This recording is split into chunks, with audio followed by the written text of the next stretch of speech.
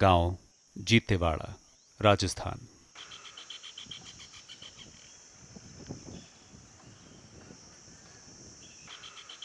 बस इतनी ही आवाजें बची हैं यहां और इतने ही लोग।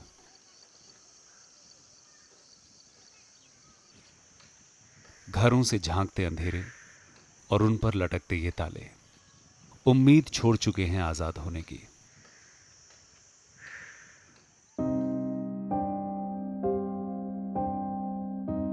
ये दहलीज सावित्री की है, जहां खामोशी से वो मातम कर रही है। सावित्री के 8 बच्चे थे, अब 7 बचे हैं। कुछ महीने पहले उसके सबसे बड़े बेटे शेरशाह ने खुद को इस खूंटी से लटका लिया। खुदकुशी की वजह कोई समझ नहीं पाया। शेरशाह के 3 बच्चे हैं। वो शहर में ड्राइवर था और इस घर की जिम्मेदारी की गाड़ी भी वही चला रहा था। ये शेरशाह के पिता हैं, कैलाश। छोटी मोटी मजदूरी का काम करके उन्हें करीब 100 रुपए मिल जाते हैं रोज, जो मामूली साबित होते हैं इनके पूरे परिवार की भूख के सामने। आसपास के गांव से कोई नहीं आता इनकी मदद के लिए। उनके लिए ये लोग अछूत हैं, क्योंकि इनका पूरा नाम कैलाश सांसी और सावित्री सांसी है और ये एक सांसी गांव में रहते हैं।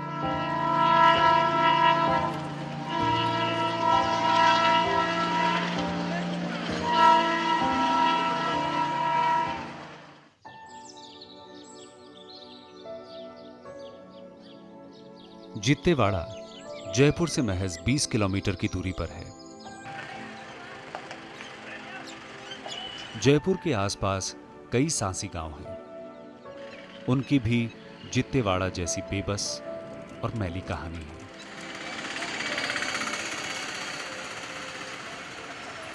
सांसी समाज की यह दास्तान भारत की आजादी से पहले की है। 1871 में अंग्रेजी हुकूमत ने कुछ क्रांतिकारी ट्राइब्स को काबू में करने के लिए उन पर एक काला कानून लागू किया, क्रिमिनल ट्राइब्स एक्ट, जिसकी शुरुआत उत्तर भारत से की, जिसमें कई जातियों के ऊपर क्रिमिनल ट्राइब होने का ठप्पा लगा दिया गया। धीरे धीरे 1924 में इसे सारे देश में लागू करके इन जातियों को नजरबंद कर समाज की मुख्य धारा से दूर कर दिया गया। भारत की आजादी के 5 साल बाद 31 अगस्त 1952 को इन जातियों के ऊपर से क्रिमिनल ट्राइब्स एक्ट हटाकर उन्हें आजाद किया गया। पर ऐसी कई जातियां हैं जिनके माथे से चोर समाज का कलंक आज भी नहीं मिटा, जिनमें से एक सांसी जाति भी है, जिसे आज भी समाज की मुख्य धारा में जगह नहीं मिल पा रही है। आजादी के बाद सांसी, जिसे भांतू समाज भी कहा जाता है, उसे अनुसूचित जाति की सूची में डाल दिया गया और वो उलझ कर रह गए भारत के सामाजिक ताने बाने में। जयपुर की एक भीड़ भाड़ वाली सड़क पर कुछ अनोखा दिखाई दिया।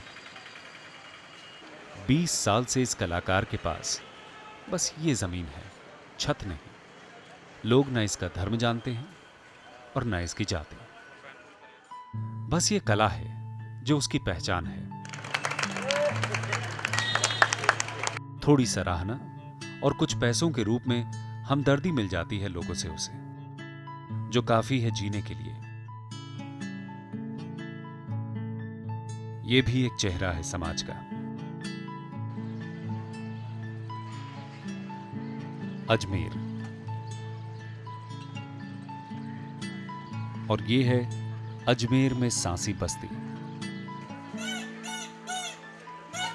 पूरे शहर में लोग ना ही इनसे कोई रिश्ता बनाना चाहते हैं और ना ही यहां आना चाहते हैं।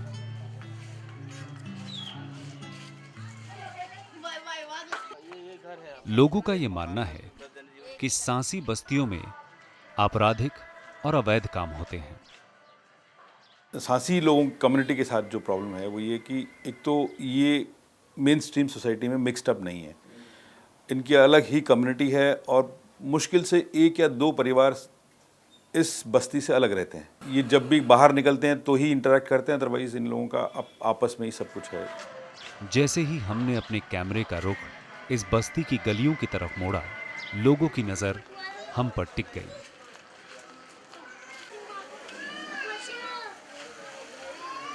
गलियों पर नालियों के कूड़े सजे हुए थे, न जाने कब से।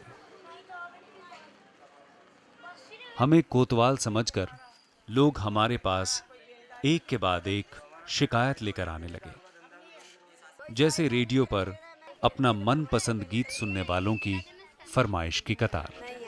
कोई आता है? नहीं सरकारी आदमी कोई आता है? नहीं आता है। ये चार है, सतयुग में नरसिंह महाराज रह गए, त्रेता युग में बजरंगबली भी रह गए, द्वापर युग में विष्णु पितामह रह गए और इस कलयुग में वाजपेयी जी भी रह गए। अभी हमारे कलाकार आने वाले, ऐसा लगेगा जैसे ये है बिलो पॉवर्टी लाइन, जिसके नीचे देवा रहता है। बारिश हो रही है और उसका मानना है कि कुछ ही देर में पूरे घर में पानी भर जाएगा। पानी भर जाता है? हाँ भरता है, ये अंदर आएगा 10 मिनट में अंदर आएगा। दीवारों और छतों से पानी अंदर आना शुरू हो चुका है। देवा कचरा बीनता है। बारिश की वजह से आज वो काम पर भी नहीं जा पाया। देवा की पत्नी एक दूसरे लचर झोंपड़े में उसका इंतजार कर रही है। रहने का तो कुछ पता नहीं, पर खाने के लिए मजबूरन आज भीख मांगनी पड़ेगी। शुरुआत से ही सांसी जाति पर कई आरोप लगते रहे हैं, जैसे चोरी करना, अवैध शराब बनाकर बेचना, लूटमार, डकैती, जो बहुत हद तक सच भी है। यही वजह है कि कोई भी अपराध होने पर पुलिस का शक सबसे पहले इन पर ही जाता है। सांसियों को जबरन उठा ले जाना, इन पर झूठे मुकदमे बनाना, इनके पूरे परिवार और रिश्तेदारों को बेरहमी से पीटने जैसे आरोप पुलिस पर भी लगते रहे हैं।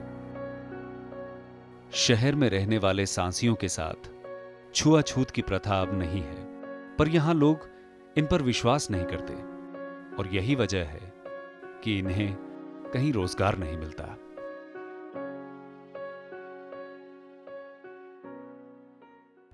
जैसे स्कूल से छूटता था, हम लोग बाजार में जाते थे और पॉलिश करके अपना जीवन बसर करते थे। ये लोग यहाँ हर तरह की दिक्कतों से जूझ रहे हैं। ना ही इनके पास कोई ढंग का रोजगार है और ना ही शिक्षा।